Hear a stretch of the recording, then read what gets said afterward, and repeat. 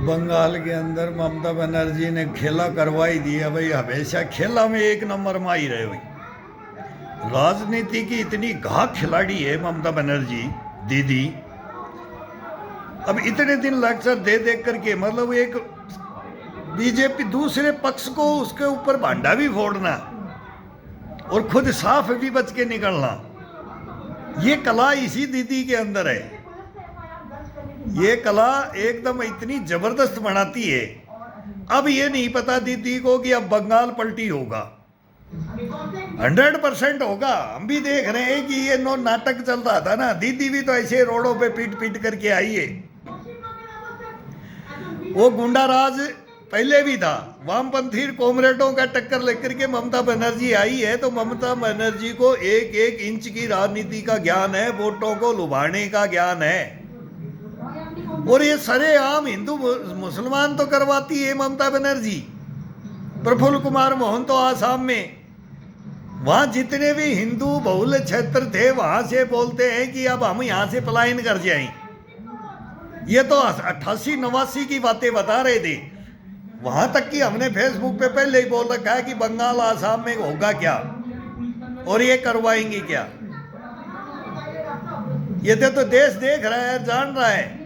अब धीरे धीरे पब्लिक के मानस पटल पे ऊपर ये भी आ रही है।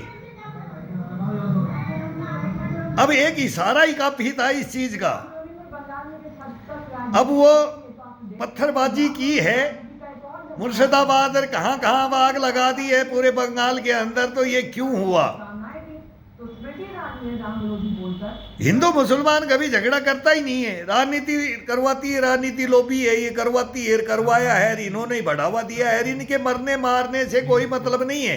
ये बोलते हैं पैरामिलिट्री निकाल दो, फिर बाद में देखना हम क्या करते हैं, ये भी धमकियां दे रहे हैं। बंगाल में पूरा हिंदुस्तान आपकी न्यूज और आपके कारनामे अब सुन रहा है। पहले भी जैसे यूपी और बिहार बदनाम था, आज यूपी और बिहार भी ठीक हो रहे हैं,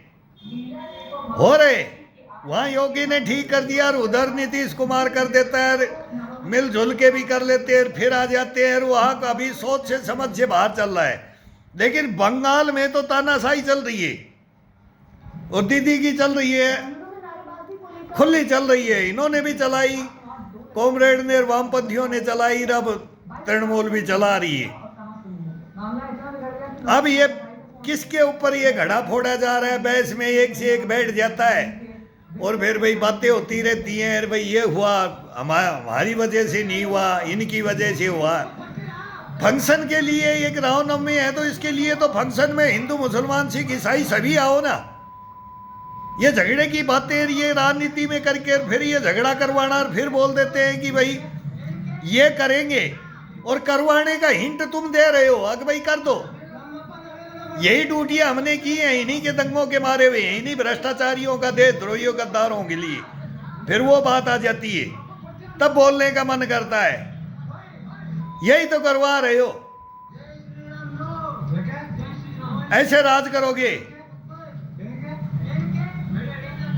एक दूसरे के धर्मों के पे मतलब उसके ऊपर अटैक करना सीधा डायरेक्ट, और करवा देना, और फिर निर्दोषों को मरवा देना। यही राजनीति होगा। लूट खसोट मचा देते हो वोटों के अंदर, एक एक वोट के ऊपर गोली चलवा देते हो। बाकी भी तो हिंदुस्तान है, शांति प्रिय इलेक्शन होते हैं, कोई किसी का मतलब नहीं है, कोई किसी का सुनता नहीं है। गरीब हो अमीर हो अपनी मनमर्जी से वोट देते हैं। वोट की लोकतंत्र की संविधान की ये धज्जियां उड़ाने की बात बोलते हो कि मोदी उड़ा रहा है। तुम्हारे कारनामे देखो तो धज्जियां कौन उड़ा रहा है?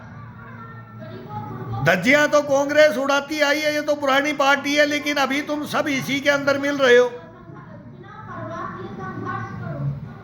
कल घोषित ममता बनर्जी को कर दे, फिर ये कांग्रेस को स्वीकार कर लेगी। ये प्रधानमंत्री का ख्वाब देखने वाली है दीदी। ये कोई न कोई सहानुभूति लेने के लिए कभी तो पैर में पट्टी करके फिर वो फुटबॉल के किक मारेगी, फिर एकता चलो का नारा देगी, फिर ये सुभाष चंद्र बोस को भी अपना बड़ा बताती रहेगी। लेकिन ये नहीं है, देश के हितैषी नहीं है ये पार्टियां। नहीं, जो अपने लिए करता है, राजनीति अपने लिए की है। राजा अपने लिए बनने के लिए कर रहा है। वो कभी हिंदुस्तान का राजा नहीं हुआ और न पब्लिक ने स्वीकारा है। वो तो पब्लिक के, खुद पब्लिक के, सबके चरणों में गिर गिर के कोई राज करे, कोई आए, समझे इस पब्लिक को, इस संसार को, इस जीवन पद्धति को। अभी शब्दों से खेलना सीख ही रही। सभी धर्मों का मान सम्मान करने वाला कोई आए। बदनाम तो तुमने मोदी को कर रखा है, और बदनाम हो करने वाले खुद हो, और फिर वो आरएसएस को और वही बीजेपी को बदनाम करना। हिंदुस्तान में यही चला है। लेकिन अब इसने, नरेंद्र मोदी ने पलट दिया है, इसलिए 400 का नारा दे दिया है। अब बैठे बैठे करते रहो, मोदी तो 400 पार हो गया। नहीं होगा तो मैं तो बोलता हूँ 350 आएंगी। मैं तो उनसे भी कम बताता हूँ। मैं कोई 74 बताता है, कोई 84 बताता है, कोई आज ओपिनियन पोल। एक बहुमत आ जाए, मैं तो इतना मानता हूँ कि बहुमत आ जाए। ये सारे गुंडे मिलके, भ्रष्टाचारी देशद्रोही मिल करके इसको गोट रहे हैं। जो देश के लिए आया, हम बोलते हैं कि ये दधीच है, ये महामानव है, महामानव में आता है।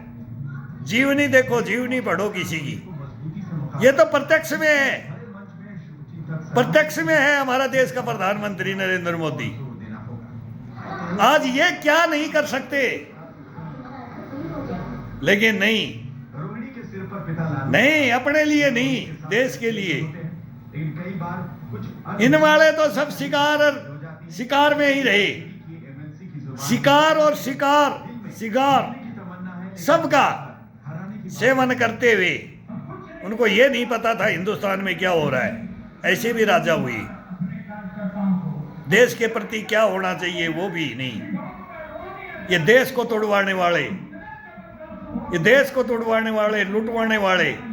आज जो कहा कह रहे, अभी जगदलपुर पूरा हो रहा है, एक्शन हो रहा है, अभी भी मारे गए नक्सली, तो उनके ऊपर उंगली उठा रहे हैं। इनको कोई दीन धर्म नहीं है। उन्हीं जंगलों के मारा हुआ मैं जिंदा शहीद सैनिक बैठा हूँ, उन्हीं जंगलों में बात करूंगा अभी कि वो कांग्रेस है क्या बोल रही है, वो क्या बोल रही है। ये दिन देख रहे हैं, उनको भी हटाने से ये दिन देख रहे हैं।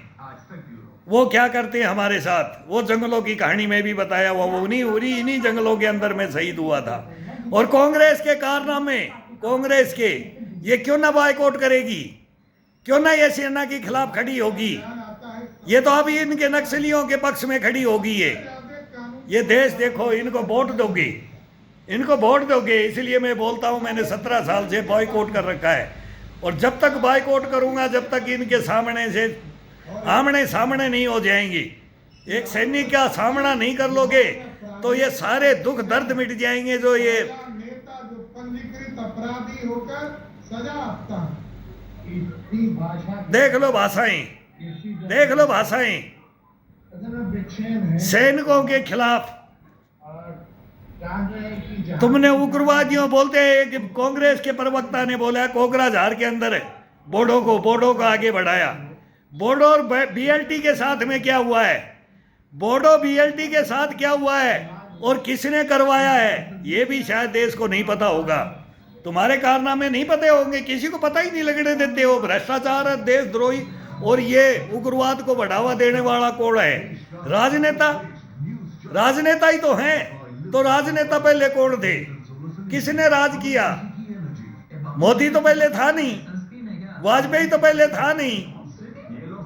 तो ये क्यों पूर्व से पश्चिम और पश्चिम से उत्तर, क्यों दक्षिण से क्यों जड़ा हिंदुस्तान, क्यों जलता रहा?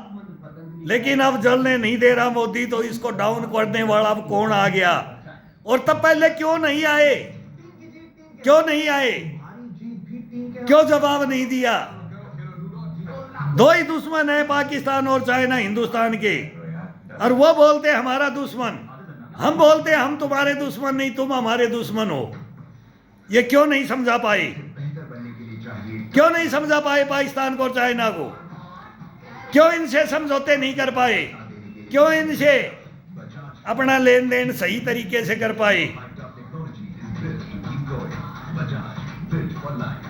आज बोलते हो कि वो घुस गया, ये घुस गया, वो इधर बोलते हो घुस गया, तो क्यों घुस गया? उधर बोला नहीं घुसा तो भी घुस गया। तो ये बातें क्यों अफवाह फैला? तुमने कैसे जमीनें लौटा दी? तुमने कैसे ऑर्डर नहीं दिए इन युद्धों के? हमारे भी बाप 3-3 युद्ध लड़े, 3 युद्ध। कांग्रेस ने सेना को तोड़ दिया, ये नहीं बताती, अग्निवीर पे बात करती है, लेकिन ये 20,000 सैनिकों को तोड़ दिया 65 की लड़ाई के बाद में। तनख्वाह देने के लिए पैसे नहीं, भ्रष्टाचारी के लिए, स्विस बैंक भरने के लिए इनके पास में पैसे थे, स्विस बैंकों में रखने के लिए पैसे थे, लेकिन सेना को तनख्वाह देने के लिए कांग्रेस के पास पैसे नहीं थे। 20,000 रिजर्व पेंशन भेजे थे। और फिर उन्होंने वो जमींदार अपनी मेहनत करते रहे खेतों के अंदर।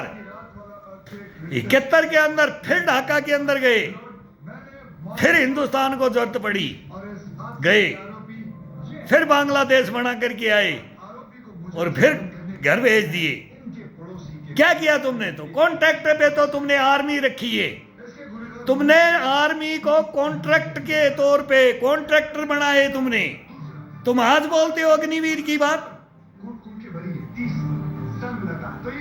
15-15, 10-10 लाख रुपए भर्ती करके ये फौज के अंदर लेते थे। अब कोई फौज के अंदर रिश्वत नहीं होगी 4 साल के अंदर, और जितने होंगे उसमें 25% सिलेक्शन होगा, बाकी का फिर वो रैंक वाइज आ जाता है। जितना हार्ड फिजिकल किसका होता है वो फिर फिजिकल में आएंगे, वो वहां से उनको और एक्स्ट्रा उन बच्चों को मिलेगा और कुछ धनमाया भी मिलेगा। तुम्हारी जैसे नहीं भरी दोपहरी में पेट पे लात मार करके सैनिकों को बाहर निकाला, ये कांग्रेस का काम है। उसका गवाह मैं एक जिंदा शहीद सैनिक बैठा हूं। मेरा मर्डर किया तुमने भरी दोपहरी के अंदर। 50,000 के लिए तुम चंदा उगाई, सेना से चंदा उगाई। बुला लो, वो अनिल कामले ब्रिगेडियर है, बिलासपुर छत्तीसगढ़ के जंगलों में आज क्या हुआ है उससे अभी भी मैं बोलता हूं, ले लो, जेएनयू के अंदर पार्टियां नहीं होंगी।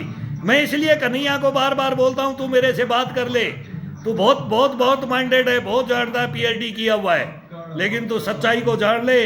टुकड़े टुकड़े गैंग वालों, टुकड़े टुकड़े गैंग वालों, जेएनयू में भी पार्टी करने वाले तुम उस जंगलों के अंदर 76 शहीद सैनिकों के ऊपर।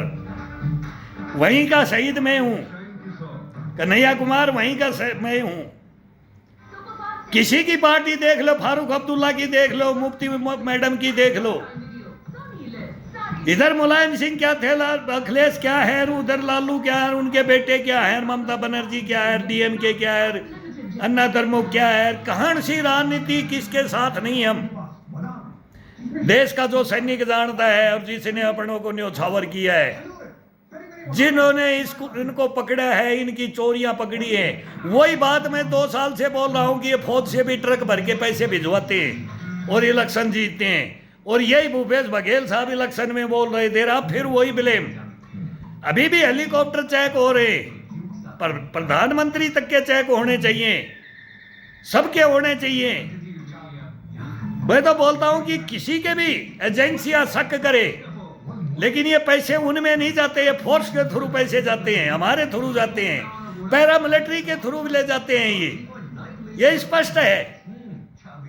तो उसमें से हमारे टाइम में ले गए तो कांग्रेस ले जाती थी। अब कोई ड्यूटी वाला बताए, सही बंदा बताए। मैं कमांडर था, मैंने बताया कि ये काम नहीं होगा, ये पैसे बांटने के लिए फौज नहीं है, तभी तो मर्डर करते हैं ये सही ड्यूटियां तो हिंदुस्तान में कोई कर ही नहीं सकता। ये बोलते हैं कि घोड़े के पिछाड़ी मत जाओ और अफसर के आगाड़ी।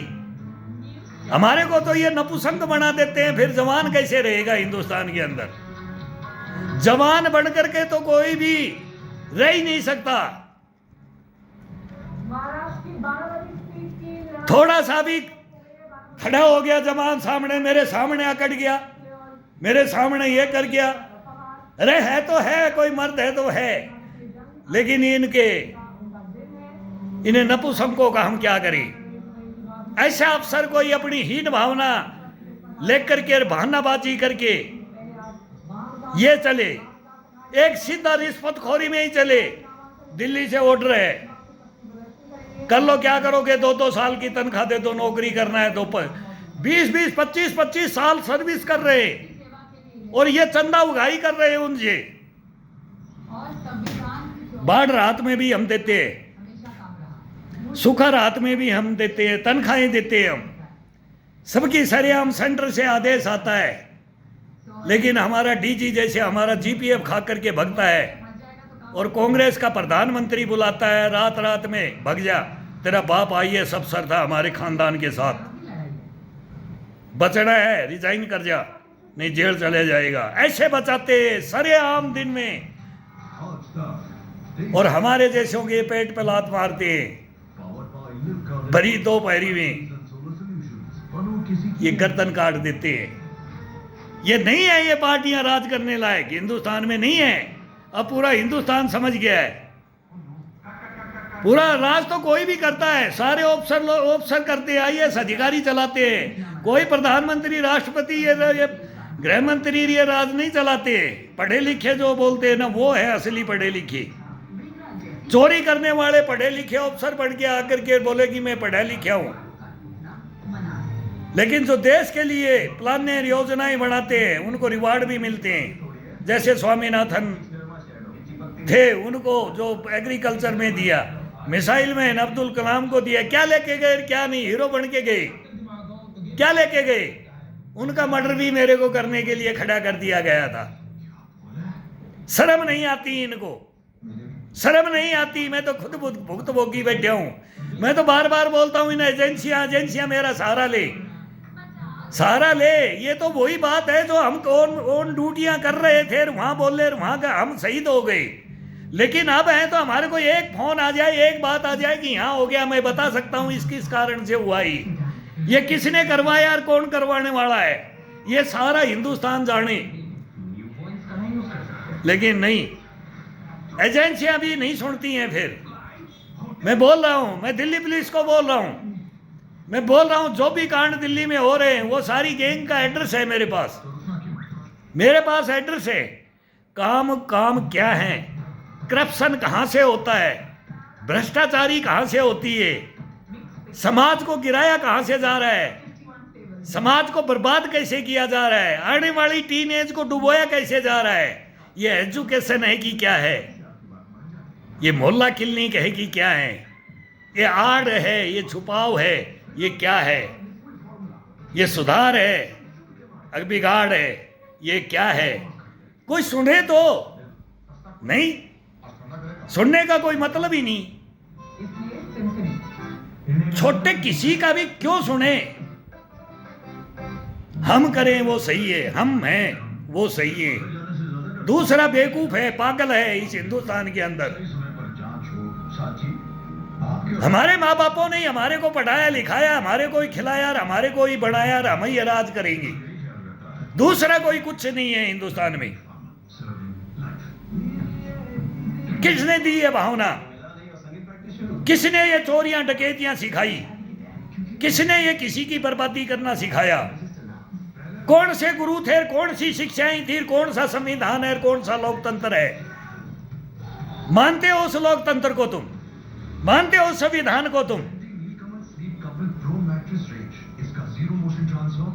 अचानक देश को सुन्न कर दिया जाता है, इमरजेंसी लगा दिया जाता है। क्या हुआ था इमरजेंसी के अंदर? ये लोकतंत्र है, ये संविधान है, ये तुम्हारा है। अरे मोदी को बोल रहे हो कि ये संविधान को खत्म ही कर देगा। मोदी कुछ नहीं है, किस खेत की मूली है मोदी, किस खेत की मूली है मोदी जो बाबा साहब अम्बेडकर का संविधान को मिटा देगा? और बोला भी है मोदी ने, बोला है, सरेआम बोला है, अभी हिंदुस्तान के सामने बोला है। बाबा साहब भी आ जाए जो सच्चाई को लिख दी और आ जाए तो तुम बदली करवा दोगे संविधान को। बाबा साहब से कांग्रेस संविधान को चेंज करवा देगी, ये केजरीवाल करवा देगा, ये ममता बनर्जी करवा देगी, ये फारूक अब्दुल्ला करवा देगा, ये महबूबा मुफ्ती करवा देगी, ये दक्षिण पंथी करवा देंगे, कॉमरेडी करवा देंगे, ये करवाएंगे। ये बोलते हैं कि परमाणु बम, न्यूक्लियर बम नहीं होना चाहिए हमारे पास में। उसके लिए हमने कौन सा, वाजपेयी साहब ने कौन सा संसद को झेला था? एनआरआई थे, हिंदुस्तान के, उन्होंने सहायता किया था। 36,000 करोड़ रुपए बाहर से आए थे। परमाणु बम विस्फोट करने के अंदर इंडिया कैसे राज चला गया था मोदी का, वाजपेयी साहब का, क्या पता था? ये देश को नहीं पता है उस शक्ति को प्राप्त करने के लिए हमने, और उसको बोलते हैं हम आएंगे तो खत्म कर देंगे। पहले यूज करने के लिए लिखा नहीं गया हमारे, हमने अपने लिखित में दिया है, हम किसी के ऊपर नहीं करेंगे। मैं तो बोलता हूं कल इजराइल का इसका चल रहा है, ईरान का, इनको बैठ के महापंचायत के अंदर फैसला करो ना, ईरान से लिख करके दो कि कभी भी पहले यूज नहीं करूंगा। अगर इजराइल ने मना लिया है तो मैं भी मनाऊंगा, लेकिन ये तो ना बोले कि मैं सीधा इजराइल को ही मार दूंगा। ईरान तो हमारा भी है, इजराइल का भी है। पाकिस्तान बोलता है पाव पाव का है मेरे पास, मैं ये फोड़ दूंगा, मन में आए जब भी फोड़, बोलता है मैं फोड़ दूंगा। हिंदुस्तान कभी बोल रहा है? पहले इनसे खत्म करवाओ। चाइना लॉबी के हो, चाइना लॉबी के जो ब्लड भी नहीं दिया था। 62 की लड़ाई को याद कर लो, तुमने ब्लड के लिए मना कर दिया था, अपील की थी हिंदुस्तान में कि सैनिकों को, इंडियन आर्मी को ब्लड मत दो। तुम वो हो तुम, और कांग्रेस ने गले लगा लिया है। तुम सब चोर चोर मोशेर भाई बन चुके हो। पूरा हिंदुस्तान देख रहा है, चोर चोर मोशेर भाई बन चुके हो। क्या कदर हो रहा है हिंदुस्तान में और क्या कर रहे हो वो सब पता है। अब देख लो बंगाल में, अब इसके ऊपर बयान दो। मणिपुर पे जाते हो, गांजा भर भर के ट्रक वहां से तुम सप्लाई करते थे फौज के थ्रू। ये हमारे अफसर बना रखे थे तुमने, दिल्ली में सीजीओ बना रखा है हमारा, राष्ट्रपति भवन में सेंट्रल में वहां बैठते हैं, आईजी ऑफिस आर के पुरम बना रखा है। कहाँ कहाँ बना सेंटर का, पूरी सेंटर के अंदर वो जगह दे रखी है, और वहां से पीटर स्कॉच आती है। अब सुन लो हिंदुस्तान पे राज करने वालों, वहां से एक कर्नल बोलता है कि मैं हथियार लुटाऊंगा, एक ब्रिगेडियर बोलता है मैं सेना को मरवाऊंगा और मैं लुटवाऊंगा और इनसे इनकी तनख्वाह को भी हड़पूंगा और इनको देशद्रोही घोषित कर दूंगा अगर ये खड़े हो जाएंगे तो। और वही अपने पिट्ठू को, किसी को एक को वहां भेजता है, दिल्ली भेजता है, और बोलता है जाते ही ये 2 सामान आईजी साहब के, डीजी साहब के पास में भेज दे देना ऑफिस में। वो बेल बजाते हैं और बोलते हैं जो देने की भी बात आती है तो जी कैमरा भी लगा हो कि क्या लगा, नहीं साइड में रख दो चेयर की, खोल के भी नहीं देखते कि मेरा झूठा कोई सैनिक आ गया कि क्या आ गया। इनके पास लेटर ले जाकर के इनके बम विस्फोट भी कर सकते हो। वो तो मैंने सोचा कि मैं कर दूं इनको, कि इनको बताएं कि भाई ये क्या जांच करते हैं, क्या करते हैं। एक वर्दी के अंदर आ गया और बोला वो भी रिश्वत देने वाला। इनको पता है ना, वर्दियों में ही तो रिश्वत चलती है, वर्दियों में ही रिश्वत, सब कुछ कांड रिश्वत इन्हीं में करवाते हैं। तुम्हारी तो 1 मिनट में पोल हिंदुस्तान के सामने आ जाए कोई, मैं तो बोलता हूं कोई किताब लिखने वाला है हमारी जीवनी के ऊपर। भाई ये क्या क्या करते हैं, ये काम है। फिर वहां वो खुला हो जाता है। बस केवल एक इतना बड़ा ऑफिसर एक बोतल पे 2 किलो 5 किलो राजमा पे, चाय पत्ती पे, आसाम से आया तो लकड़ी का बंडल से बिक जाए, चाय के पैकेटों से बिक जाए, कश्मीर से होटलों से कोई कोलिन चोरी करके भेज दिया दिल्ली तो उसमें बिक जाए, छत्तीसगढ़ के जंगलों से किसी ने मार के भेज दिया उसको, वो पैसा लूट करके जिस अफसर ने, वो फौज को, सेना को ही खाने लग जाए, सेना को ही मरवाने लग जाए, ऐसे ऐसे जंगलों के अंदर। अभी इसकी इंक्वायरी कर लो, तुम आगे कर लो। मैं तो बोला वो CDS रावत साहब भी कैसे मारे गए, वो नट बोल्ट कौन ढीला कर जाए रात रात में, बोला सुबह बट रेंज पे गोली कहाँ से कहाँ जाएगी। वो कंपटीशन वो भी लड़ते थे, रैंक ही तो नहीं दिया तुमने, ड्यूटी तो नहीं करने दी तुमने, और क्या फाड़ लिया हमारा तुमने, क्या फाड़ा तुमने हमारा। बता रहे तुम्हारी सच्चाई बताएंगे हिंदुस्तान को। अरे सच्चे सैनिकों को तुम बोलने नहीं देते, काम करने नहीं देते, तो फिर तुम्हारे पास क्या होगा, क्या बचेगा तुम्हारे पास? क्या सेना के जवान रखोगे तुम? किसको सेना में लोगे तुम? देख रहे हो ना वर्ल्ड में क्या हो रहा है। सुधर जाओ, सुधर जाओ, टाइम है, सुधर जाओ। सुधार देगा मोदी, आ गया है, सुधार देगा, सुधार देगा। अब हम भी सुधारने के लिए, लेकिन मोदी जी को मैं भी बोल रहा हूं कि इलेक्शन हो जाए, मैं मोदी जी के गेट में जाऊंगा, मैं बताऊंगा, मैं रिक्वेस्ट करूंगा कि सर मेरी कहानी को ले लीजिए और ये बताइए कि इस जवान के साथ में ऐसा क्यों किया। मैं जवाब मांगूंगा, मैं जवाब मांगना चाहता हूं बस। तो ये मांगेंगे और फिर देश का सुधार भी करेंगे। लगाएंगे तुम्हारी फोटो, छोड़ूंगा नहीं, तुम्हारे को छोड़ूंगा नहीं मैं। अब आ रहा हूं मैं देश के सामने, आ रहा हूं। अगर मैं गलत हुआ तो मैं हूंगा, मैं बोलता हूं वो सजा दी जाए मेरे को। एक नजीर बरे दूसरा सैनिक बोल नहीं पाए कभी, कभी गालियां ना दे वो सैनिक। लेकिन किसको? भ्रष्टाचारियों को, देशद्रोहियों को, गद्दारों को, जो सभी धर्मों को अपने हाथ में लेकर की कस्में खाते हैं, हवा आग पानी पे चलते हैं, चलने की कस्में खाते हैं। अरे चंद टुकड़ों में तुम बिक जाते हो, तेरा जमीर, ईमान, धर्म, इंसान कहलाने लायक नहीं तुम। अफसर तो कहां, भेड़िए हो इन वर्दियों के अंदर, भेड़िए घुसे हुए हो तुम, गद्दार घुसे हुए हो तुम, नालायक कमीने कुत्ते ये घुसे हुए हो तुम इनमें। क्या बोलूं तुम्हारे को?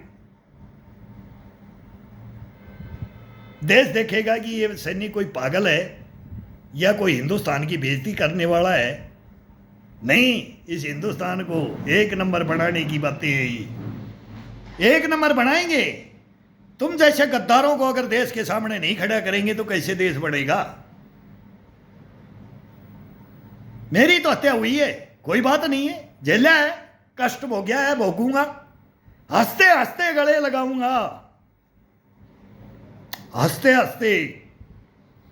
लेकिन ये चैलेंज है, ये चैलेंज है ब्रिगेडियर और कर्नल साहब, दोनों आ जाओ, देश के सामने खड़े होकर के आ जाओ और मेरे सामने खड़े हो जाओ एक बार।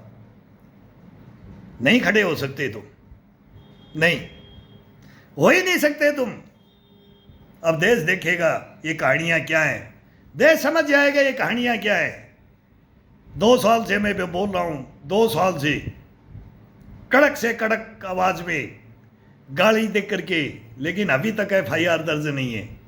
हो जानी चाहिए, FIR दर्ज होनी चाहिए। ये क्यों नहीं हो रही?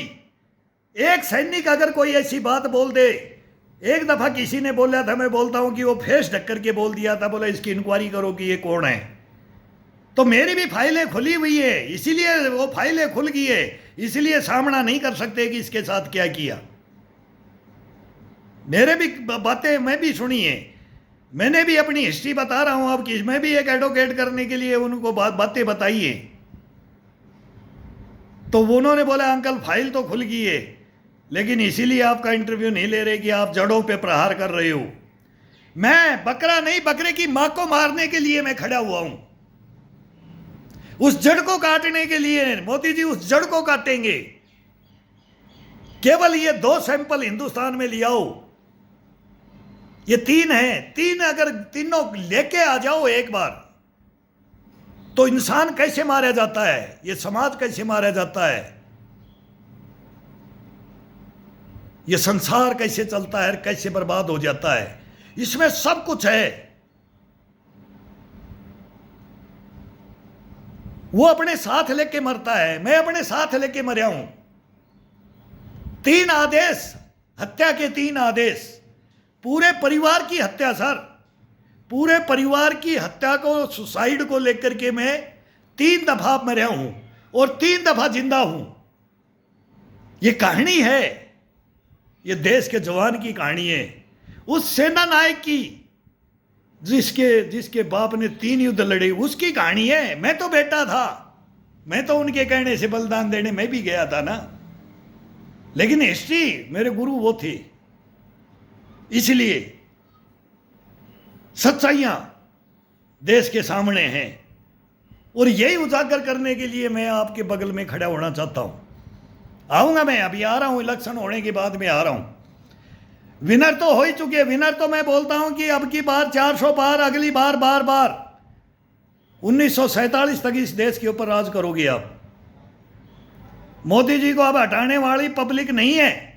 मैं बोल रहा हूं, मैं नहीं वोट डालता हूं। मैं कोई नहीं हूं भाई मैं बोलूं कि मैं नरेंद्र मोदी का फैन हूं। हम तो इंदिरा जी के भी फैन थे, कुछ नेहरू जी के भी फैन थे। देखो उन्होंने राज किया और बाद में उन्होंने क्या गदर किया, उनके ऊपर भी गदर किया। तो उनको भी मैं मानता हूं, राजीव गांधी को भी मानता हूं और नहीं भी मानता हूं। इनको मानते भी हैं, नहीं भी मानते हैं। लेकिन मोदी ऐसा आया, वाजपेयी ऐसा आया, लाल बहादुर शास्त्री ऐसा आया, इन जैसे नहीं आ सकते। ये ऐसे प्रधानमंत्री हैं 3। चौथा फिर नरसिम्हा राव है, वो इनके ऐसे कारनामे थे। देश की दशाएं दिशाएं सब बदली होती हैं। और अब ये नरेंद्र मोदी है, ये सारी दिशाएं नहीं विदेशों तक को बदली कर दिया है। कहानी क्या बैठाई है, क्या गोटी खिलाई है, कहां मोरे फिट किए हैं वर्ल्ड में। थोड़ा तो तसल्ली करो, 15 लाख भी जेब में आएगा। यही तो सपन है, यही तो कोई राजा दिखा दे, तभी तो जनता हंसी खुशी जिएगी। सबके आएगा, गरीबी भी मिटेगी। मिटाने के नारे बहुत दिए, लेकिन सब कुछ होगा। बहुत है योजनाओं में, कहता नहीं ये काम करने वाले हम भी जानते हैं। ये नरेगा का नाम लेते हैं, ये लेते हैं, तोड़ देते हैं, ये हम कर देंगे, अब कर देंगे। वो सरपंच कौन पैसा खाता था नरेगा का, इनको पता ही नहीं है। ये तो अभी कागजों में ही बोल रहे हैं हमने इतना बजट इसने कम कर दिया, और इनको ये नहीं पता कि उस पैसे को नरेगा को मिस यूज कैसे किया गया। हिंदुस्तान में ये पता नहीं इतना भारी पैसा दिया जाता था और वो कौन खा जाता था, इनको पता ही नहीं है। इन्होंने कोई गांव का, इनका कोई मतलब थोड़ी है। इन्होंने तो बंदर बांट कर रखी थी।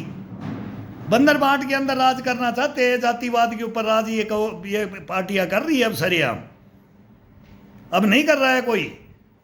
कांग्रेस कुछ भी कहता रही, कोई भरोसा वाली बात रही नहीं है अभी आगे तक।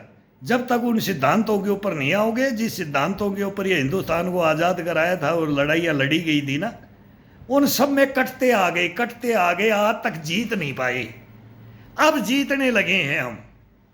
बस ये मोदी राज का मेन है। अब बॉर्डर भी 1 नंबर, जल में भी 1 नंबर, थल में भी 1 नंबर, नभ में भी 1 नंबर, एक्सपोर्ट में भी अब चालू कर दिया। कितना